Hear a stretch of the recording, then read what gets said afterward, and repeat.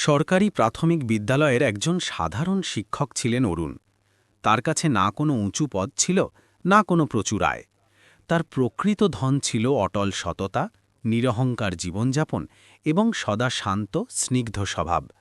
এই নির্মল সরলতাই একদিন উচ্চাকাঙ্ক্ষায় ভরা তরুণী মায়াকে তার জীবনের সঙ্গে চিরকালের মতো বেঁধে দিয়েছিল। মায়া সেই সময় সিভিল সার্ভিস পরীক্ষার কঠোর সাধনায় নিমগ্ন ছিল। সে মেইনস পরীক্ষা সফলতার সঙ্গে উত্তীর্ণ হয়েছিল এবং এখন কেবল ইন্টারভিউয়ের অপেক্ষা বাকি ছিল। তার দৃষ্টিতে আইএএস অফিসার হওয়ার উজ্জ্বল আলো স্পষ্ট ফুটে উঠছিল। যখন বিয়ের প্রস্তাব এলো তখন মায়ার মাতা পিতা অরুণকেই নির্বাচন করলেন, কারণ তাদের দৃঢ় বিশ্বাস ছিল যে একজন স্কুল শিক্ষকের মতো স্বামী মেয়ের বিরাট স্বপ্নের পথে কখনো অন্তরায় হবে না, বরং সে হবে তার অটুট ভরসার স্তম্ভ। এই অটল বিশ্বাসের ওপর ভিত্তি করেই দুজনের বিবাহ সম্পন্ন হল।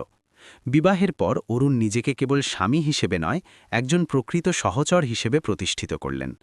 প্রত্যেক সকালে চা তৈরি করা, গৃহস্থালির সমস্ত কাজ সামলানো, মায়াকে নির্বিকার মনে অধ্যয়ন করতে উৎসাহিত করা, এই সব কিছু তিনি কোনো অভিযোগ ছাড়াই সম্পন্ন করতেন, যাতে তার মনোযোগ একটি ক্ষণের জন্যও বিচলিত না হয়। তিনি স্নেহময় হাসি দিয়ে বলতেন, মায়া, তুমি নিশ্চয়ই আইএএস হবে, আর একদিন সকলে আমাকে তোমার নাম ধরে চিনবে। মায়াও আনন্দে হেসে উত্তর দিত, সবকিছু তোমার সমর্থনের জন্যই সম্ভব হবে। অবশেষে ইন্টারভিউয়ের সেই নির্ণায়ক দিন এসে উপস্থিত হল। মায়া সম্পূর্ণ আত্মপ্রত্যয় নিয়ে কক্ষে প্রবেশ করল, আর বাইরে অরুণ নীরবে প্রার্থনা করতে থাকলেন। কিন্তু ফলাফল প্রকাশিত হতেই ভাগ্য তাদের সহায় হল না। মায়া অসফল হয়ে গেল। সমাজের তীব্র বাক্যবান তার অন্তরে গভীর ক্ষত সৃষ্টি করতে লাগল। বিয়ে করে ফেলেছিস বলে তো মনোযোগ নষ্ট হয়ে গেল, স্বামী তো কেবল একজন টিচার, এখন আর কি করবি? ভগ্ন হৃদয়ে ক্রোধ জন্ম নিল, এবং সেই ক্রোধ প্রথমে অরুণের প্রতিই নিক্ষিপ্ত হল। কখনো সে বিরক্ত হয়ে বলতো, তুমি অশুভ, কখনো বিদ্রুপ করে বলতো, আমার স্বপ্নের মধ্যে বাধা সৃষ্টি করা বন্ধ করো। অরুণ সর্বদা নীরব থাকতেন। তিনি স্পষ্টভাবে অনুধাবন করতেন যে এগুলো কঠোর শব্দ নয়, বরং গভীর বেদনার প্রকাশ। কিন্তু একদিন মায়া সরাসরি বলে দিল, আমি তালাক চাই, আমি আমার জীবনকে নতুন করে আরম্ভ করতে চাই। অরুণের চোখে অশ্রু এসে পড়ল, কিন্তু তিনি কেবল এটুকু বললেন, তুমি চিরকাল সুখী থেকো। তালাক সম্পন্ন হল।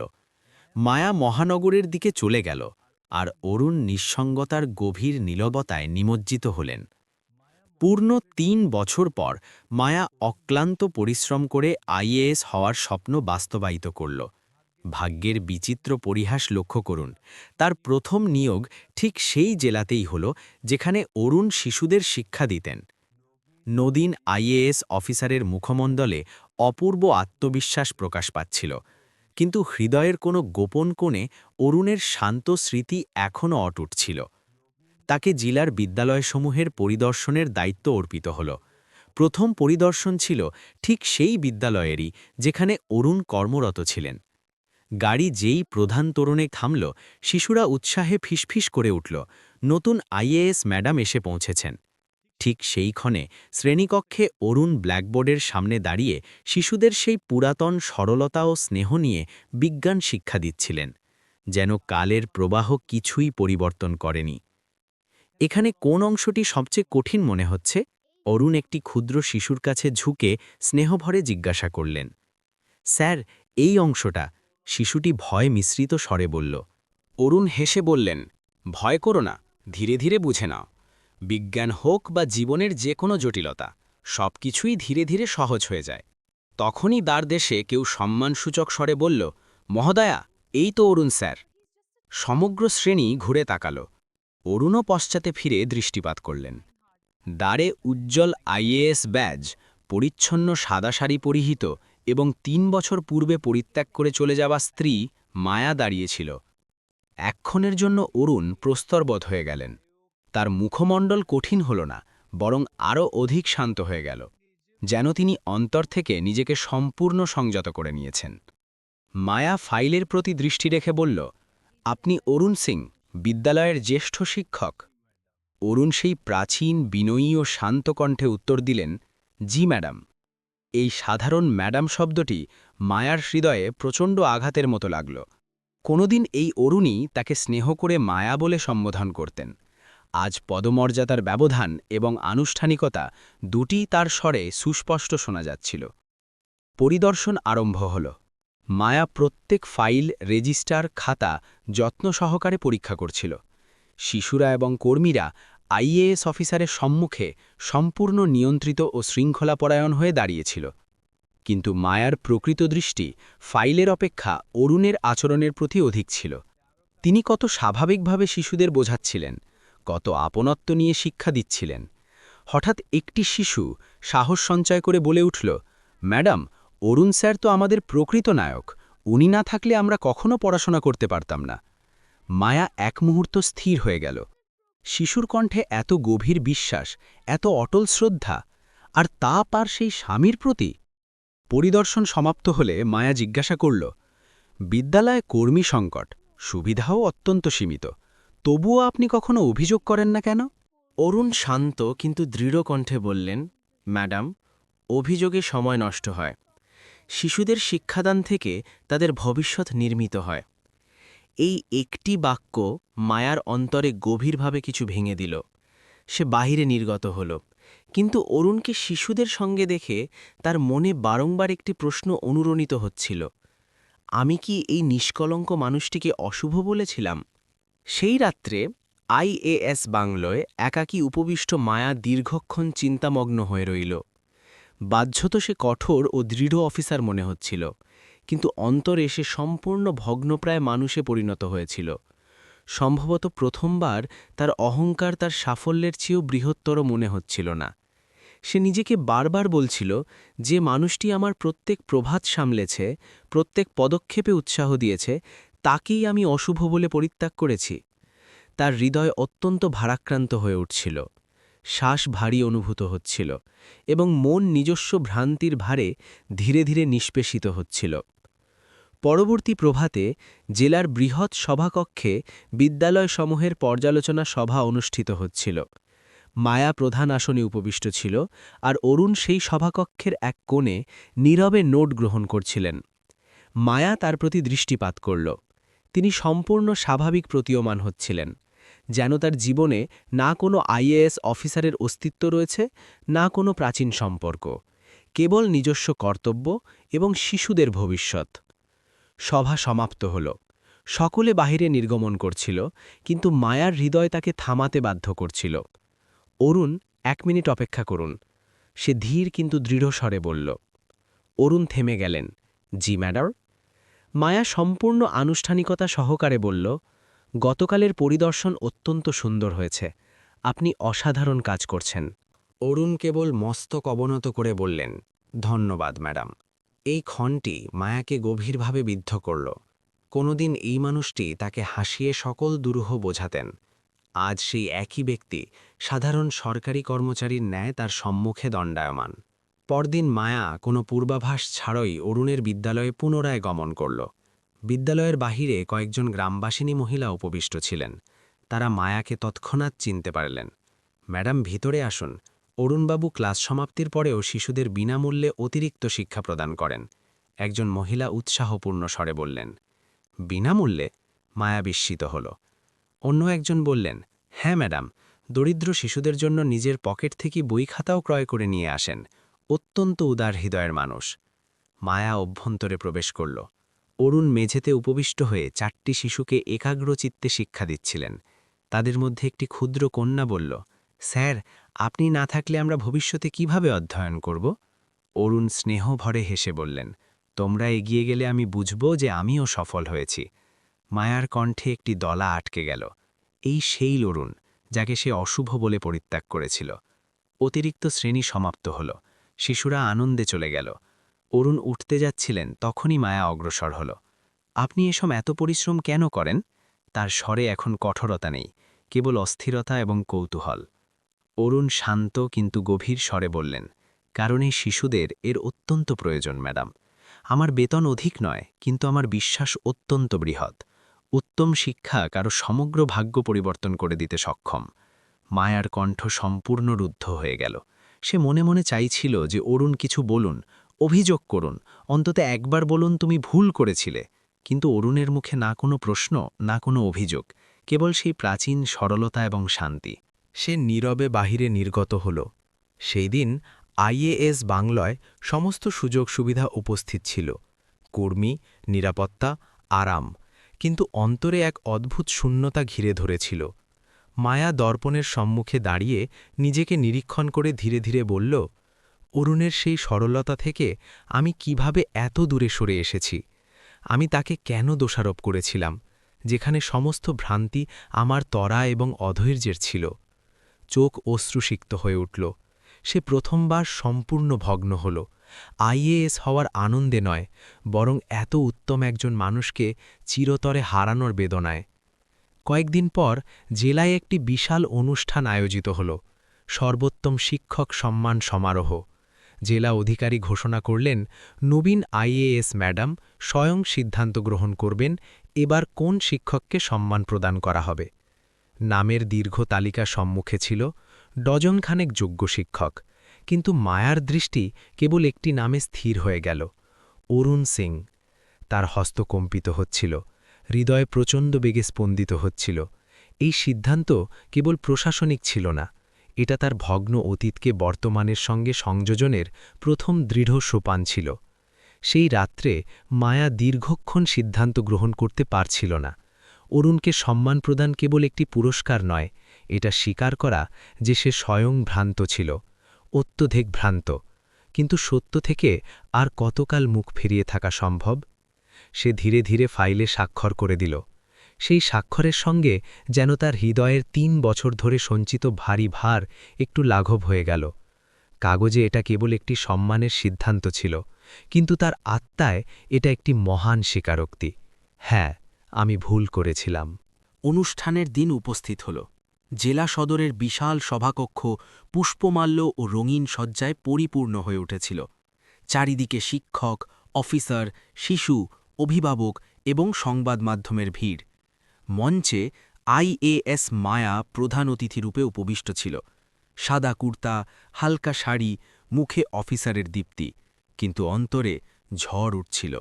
সঞ্চালক উচ্চস্বরে বললেন, এবছরের সর্বোত্তম শিক্ষক পুরস্কার ইন্দোরের সরকারি বিদ্যালয়ের সম্মানিত শিক্ষক অরুণ সিংকে প্রদান করা হচ্ছে। সমগ্র হলে করতালির ঝড় উঠল, কিন্তু সেই করতালির চেয়েও প্রবল ছিল মায়ার হৃৎস্পন্দন। অরুণ শান্ত ও সংযত পদক্ষেপে মঞ্চের দিকে অগ্রসর হচ্ছিলেন। পরিচ্ছন্ন সাধাসিদে বস্ত্র, হস্তে প্রাচীন ফাইল এবং সেই বছরের পর বছরের সরলতা। তার গতিতে না অহংকার, না প্রাচীন অভিযোগ, না অতীতের ছায়া, কেবল একজন নিবেদিত শিক্ষকের প্রকৃত মর্যাদা। যেন এই সম্মান তার স্বাভাবিক অধিকার ছিল, কিন্তু তিনি কখনো দাবি করেননি। মঞ্চে উপনীত হয়ে অরুণ হালকাভাবে মস্তক অবনত করে মায়াকে প্রণাম করলেন। মায়াও হস্তযোগ করে প্রত্যুত্তর দিল, কিন্তু তার অঙ্গুলিগুলো সূক্ষ্মভাবে কম্পিত হচ্ছিল। সঞ্চালক বললেন, ম্যাডাম, দয়া করে আপনি সম্মান প্রদান করুন। মায়া ট্রফি উত্তোলন করল এবং তার দৃষ্টি প্রথমবার সরাসরি অরুণের নয়নে মিলিত হল। সেই নয়ন যা কোনোদিন তাকে শান্তি প্রদান করত, তার স্বপ্নে অবিচল বিশ্বাস জাগ্রত করত, আজ সম্পূর্ণ শান্ত। এত শান্ত যে তাতে অভিযোগের ক্ষুদ্রতম রেখাও ছিল না। মায়া ট্রফি অরুণের হস্তে সমর্পণ করল। অরুণ বিনয়ের সহিত বললেন, ধন্যবাদ ম্যাডাম। এই ম্যাডাম শব্দটি তাকে অন্তর পর্যন্ত বিদীর্ণ করল। সে মনে মনে চাইছিল যে অরুণ অন্তত একবার মায়া বলে সম্বোধন করুক, কিন্তু এখন সবকিছু পরিবর্তিত হয়ে গেছে। পদ, পরিস্থিতি, সময় সবই ব্যবধান সৃষ্টি করেছে। করতালি থামতেই অরুণ ভাষণের জন্য মাইকের নিকট এলেন। তিনি হালকা হাসি বিকীর্ণ করে বললেন, শিক্ষা কখনো সম্মান থেকে নয়, বিশ্বাস থেকে অগ্রসর হয়। আমি জীবনে এটাই উপলব্ধি করেছি, যদি একজন শিক্ষক শিশুদের প্রতি সম্পূর্ণ আস্থা রাখেন, তাহলে শিশুরা স্বয়ং তাদের অপূর্ব ভবিষ্যৎ নির্মাণ করে নেয়। আমি আমার সমস্ত ছাত্রছাত্রীদের হৃদয় থেকে কৃতজ্ঞ, কারণ তারা আমাকে কেবল শিক্ষক নয়, তাদের অভিভাবক হওয়ার সৌভাগ্য প্রদান করেছে। সকলে প্রবল করতালি দিচ্ছিল, আইএএস অফিসার, ডিএম, বিভাগীয় অধিকারী, কিন্তু মায়ার নয়ন সম্পূর্ণ অশ্রুসিক্ত হয়ে গিয়েছিল। অরুণ কোথাও তার নাম উচ্চারণ করেননি, কোথাও প্রাচীন সম্পর্কের উল্লেখ করেননি। তিনি সম্পূর্ণ অগ্রসর হয়েছিলেন গর্ব ও সম্মান সহকারে। আর মায়ার মনে হল যে সে নিজেকেই কোথাও হারিয়ে ফেলেছে। অনুষ্ঠান সমাপ্ত হল, লোকজন বাহিরে যাত্রা করছিল, কিন্তু মায়ার মনে হল যে কাহিনী এভাবে অসমাপ্ত রেখে দেওয়া যায় না। তার অন্তরের কোনো কোণ থেকে আহ্বান এলো, তাকে থামাও, অন্তত একবার উন্মুক্তভাবে কথোপকথন করো। সে দ্রুত পদক্ষেপে মঞ্চের পশ্চাতে গেল। অরুণ তার ফাইল সংগ্রহ করছিলেন। মায়া কিছুক্ষণ নীরবে তাকে নিরীক্ষণ করল, তারপর ধীর স্বরে বলল, অরুণ, আমি কি একটি কথা বলতে পারি? অরুণ ঘুরলেন, যেন সেই কণ্ঠ পরিচিত, কিন্তু ভাবাবেগকে মুখে প্রকাশ করলেন না। জি ম্যাডাম, অবশ্যই বলুন। মায়ার কাছে এই ম্যাডাম একটি প্রাচীরের ন্যায় অনুভূত হল, যা সে ভাঙতে চাইছিল, কিন্তু হস্ত কম্পিত হচ্ছিল। অরুণ, আমি সম্পূর্ণ ভুল করেছিলাম। তার কণ্ঠ ভগ্ন হয়ে যাচ্ছিল। অরুণ কিছুক্ষণ নীরব রইলেন, তারপর গভীর স্বরে বললেন, ভ্রান্তি তো মানুষেরই হয় ম্যাডাম, আমি কখনো কাউকে দোষারোপ করিনি। মায়ার নয়ন অশ্রুপূর্ণ হয়ে উঠল। অরুণ, আমি তোমাকে অশুভ বলেছি, তোমাকে পরিত্যাগ করেছি, আর তুমি কখনো ক্রোধও প্রকাশ করনি। অরুণ হালকা কিন্তু সত্যিকারের হাসি দিলেন। অসফলতা যে কোনো ব্যক্তিকে কঠোর ও ক্রুদ্ধ করে তুলতে পারে। তুমি তখন সম্পূর্ণ ভগ্ন ছিলে। আমি তোমার প্রতি কিভাবে ক্রোধ প্রকাশ করতে পারি? মায়া ফুপিয়ে ক্রন্দন করতে লাগল। তোমার তো আমার প্রতি ঘৃণা করা উচিত ছিল। অরুণ মস্তক আন্দোলিত করলেন। ঘৃণা অত্যন্ত ভারী বোঝা মায়া, আর আমি কখনো এত বলশালী ছিলাম না যে সেই বোঝা বহন করতে পারি। আমি কেবল জীবনকে অগ্রসর হতে দিয়েছি। এই প্রথমবার তিনি ম্যাডাম বলেননি, তিনি মায়া বলেছিলেন। আর এই একটি শব্দ তার ভগ্ন আত্মাকে কিছুটা সান্ত্বনা প্রদান করল। মায়া কম্পিত কণ্ঠে জিজ্ঞাসা করল, আমাদের মধ্যে কি এখন আর কিছুই অবশিষ্ট নেই? অরুণ একটি গভীর নিঃশ্বাস গ্রহণ করলেন। কিছুই অবশিষ্ট নেই, এটা বলা যথার্থ হবে না। আমাদের মধ্যে একটি সুন্দর সময় ছিল, গভীর স্নেহ ছিল, স্বপ্ন ছিল। কিন্তু এখন জীবন আমাদের ভিন্ন ভিন্ন পথে স্থাপন করেছে। তুমি আইএএস, তোমার জগৎ অত্যন্ত বিশাল। আমি একজন সাধারণ শিক্ষক, আমার জগৎ অত্যন্ত সরল এবং সংকীর্ণ। মায়ার পল্লব থেকে অশ্রু গড়িয়ে পড়তে লাগল। সে উপলব্ধি করছিল, সাফল্য তাকে উচ্চতায় আরোহণ করিয়েছে, কিন্তু সেই উচ্চতা থেকে অনেক কিছু হরণ করেছে। তারপর অরুণ হৃদয় থেকে বললেন, মায়া, আমি তোমাকে একটি কথা সত্যিকারের মনে বলতে চাই। তুমি অনেক দূর অগ্রসর হয়েছ, তোমার দায়িত্ব অত্যন্ত বৃহৎ। আমি চাই না আমার প্রাচীন সম্পর্ক তোমার বর্তমান জগতে কোনো বোঝার ন্যায় পতিত হোক। বলে অরুণ ধীরে ধীরে পশ্চাৎপসরণ করলেন, সম্পূর্ণ সম্মানের সহিত ব্যবধান সৃষ্টি করতে করতে, কিন্তু কোনো অভিযোগ ছাড়াই। তোমার ভবিষ্যৎ অত্যন্ত সুন্দর, তাকে সম্পূর্ণরূপে জীবনযাপন করো। আমি আমার ক্ষুদ্র জগতে সম্পূর্ণ সন্তুষ্ট আছি। অরুণ চলে গেলেন। মায়া তাকে যেতে দেখতে লাগল। তার পদে যেন আর শক্তি অবশিষ্ট ছিল না। হৃদয় প্রচণ্ড বেগে স্পন্দিত হচ্ছিল, নয়ন ঝাপসা হয়ে আসছিল, আর আত্মা প্রথমবার এত ভারী ভার অনুভব করছিল। সে ধীরে ধীরে বিড়বিড় করে বলল, অরুণ, আমি তোমাকে হারিয়ে ফেলেছি, আমি নিজ হস্তে হারিয়ে ফেলেছি। তার হৃদয় চিৎকার করছিল, থামো, কিন্তু ওষ্ঠা থেকে ধ্বনি নির্গত হল না, কারণ জীবনে কখনো কখনো কিছু সম্পর্ক আর প্রত্যাবর্তন করে না। তারা কেবল হৃদয়ে একটি কোমল স্থান চিরকালের জন্য নির্মাণ করে যায়। সেই সন্ধ্যায় মায়া গভীরভাবে উপলব্ধি করল, আইএএস হয়ে সে বিশ্ব জয় করেছে ঠিকই, কিন্তু অরুণকে হারিয়ে সে নিজেকে সম্পূর্ণ পরাজিত করেছে। সেই রাত্রে সে নিদ্রা যেতে পারল না, কেবল পার্শ্ব পরিবর্তন করতে লাগল। অশ্রু ও ক্লান্ত হয়ে শুষ্ক হয়ে গিয়েছিল। প্রভাত হতেই সে একটি দৃঢ় সংকল্প গ্রহণ করল। সে অরুণের সঙ্গে শেষবার সম্পূর্ণ হৃদয় উন্মোচন করে কথোপকথন করবে, না আইএএস অফিসারের ন্যায়, না কঠোর অধিকারীর ন্যায়, বরং একজন সাধারণ মানুষের ন্যায়, একজন প্রাক্তন স্ত্রীর ন্যায়, যে তার ভ্রান্তি স্বীকার করেছে এবং সেগুলো সংশোধনের পথ অন্বেষণ করছে। কিন্তু ভাগ্য কি কখনো কারো কথা শ্রবণ করে? পরবর্তী প্রভাতে অফিসে পৌঁছতেই সংবাদ পেল যে অরুণের স্থানান্তর একটি দূরবর্তী গ্রামীণ অঞ্চলে সম্পন্ন হয়েছে, সেই অঞ্চল যেখানে শিক্ষকেরা সাধারণত যাত্রা করতে অনিচ্ছুক, কারণ বলা হয়েছে সেখানকার নিম্নমানের শিক্ষা ব্যবস্থাকে সংশোধন করা। কেউ একে সম্মান বলল, কেউ শাস্তি, কিন্তু মায়া জানত এই নিয়োগ অরুণকে আরও অধিক ভগ্ন করতে পারে। তার বক্ষ প্রচণ্ডভাবে ধরাস করে উঠল। সে কি পুনরায় অরুণকে চোখের সম্মুখে দূরে যেতে দেখবে? তার ভ্রান্তির দণ্ড কি অরুণকেই ভোগ করতে হবে? তৎক্ষণাৎ সে যান বের করে অরুণের গৃহে উপস্থিত হল। দ্বার অর্ধন্মুক্ত ছিল, সামগ্রী প্যাকেটবদ্ধ হয়ে গিয়েছিল। বস্ত্র একটি প্রাচীন থলে রক্ষিত। প্রাচীরে শিশুদের অঙ্কিত কিছু রঙিন চিত্র ঝুলছিল, যার একটিতে বৃহৎ অক্ষরে লিখিত, স্যার, আপনি যেখানেই যাবেন আমাদের স্নেহ চিরকাল আপনার সঙ্গে থাকবে। অরুণকে দেখতেই মায়ার নয়ন অশ্রুপূর্ণ হয়ে উঠল। সে গৃহের মধ্যস্থলে দাঁড়িয়ে ধীর স্বরে বলল, অরুণ, তুমি চলে যাচ্ছ? অরুণ তার প্রতি দৃষ্টিপাত করলেন, কিন্তু তার মুখে সেই প্রাচীন সরলতা এখন কেবল সামান্য ক্লান্তি মিশ্রিত হয়েছে। হ্যাঁ মায়া, বিভাগীয় নির্দেশ, কর্তব্য তো পালন করতেই হবে। মায়া তার নয়নে প্রাচীন স্নেহ অন্বেষণ করছিল, কিন্তু সেখানে কেবল কর্তব্যের গভীরতা এবং একটি দীর্ঘ নীরবতা। অরুণ, আমি তোমার সঙ্গে কিছু জরুরি কথা বলতে চাই, সে সাহস সঞ্চয় করে বলল। অরুণ মস্তক আন্দোলিত করলেন। বলো। অরুণ, আমি তোমাকে আর হারাতে চাই না। তার কথা কম্পিত হচ্ছিল।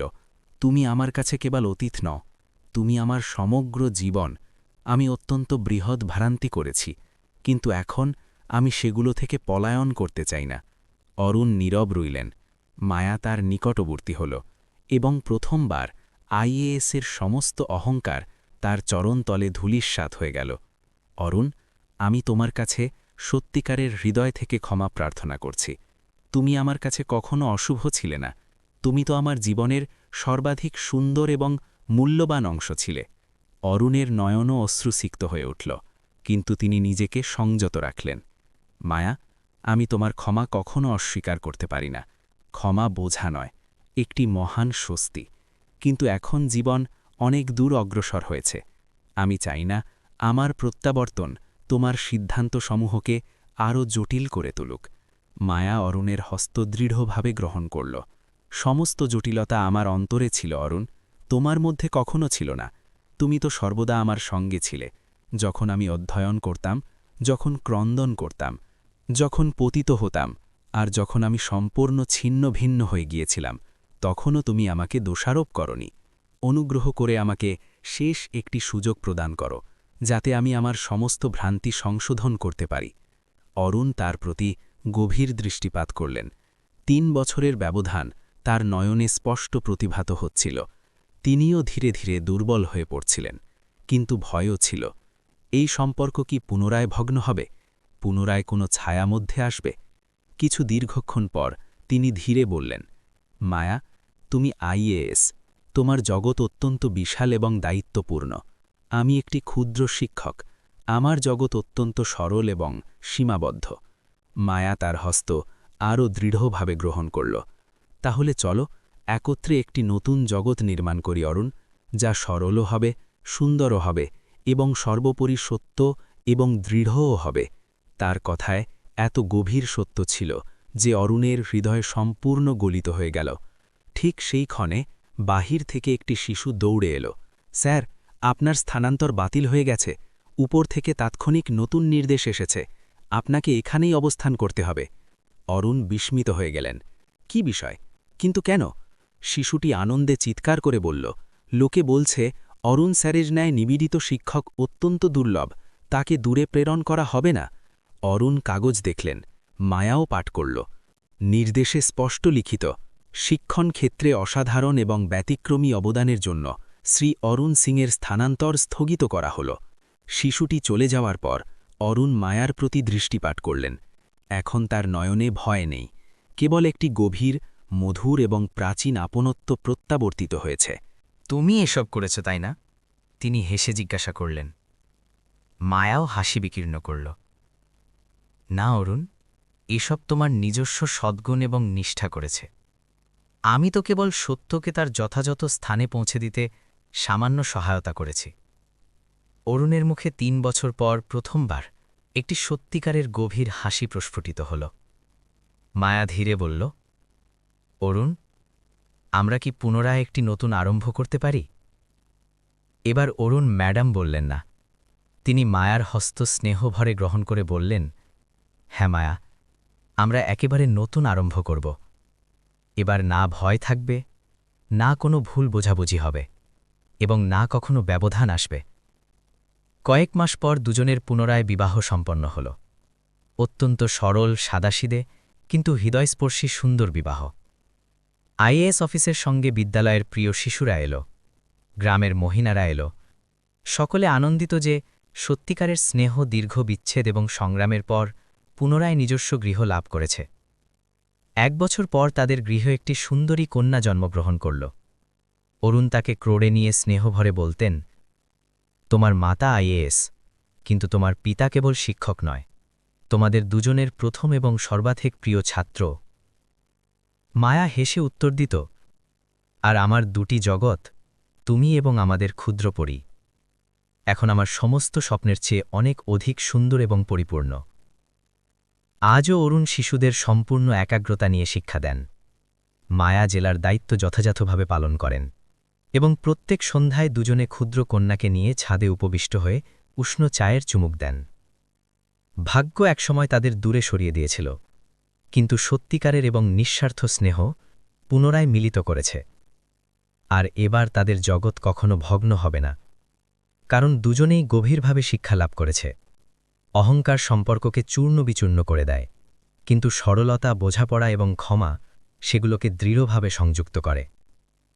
বন্ধুরা, সম্পর্ক কখনো স্বয়ং ভগ্ন হয় না, আমাদের অহংকার সেগুলোকে ছিন্ন ভিন্ন করে দেয়। যদি হৃদয় নির্মল এবং সত্য হয়, তাহলে দ্বিতীয় সুযোগ সম্পূর্ণ নতুন জীবন প্রদান করতে সক্ষম।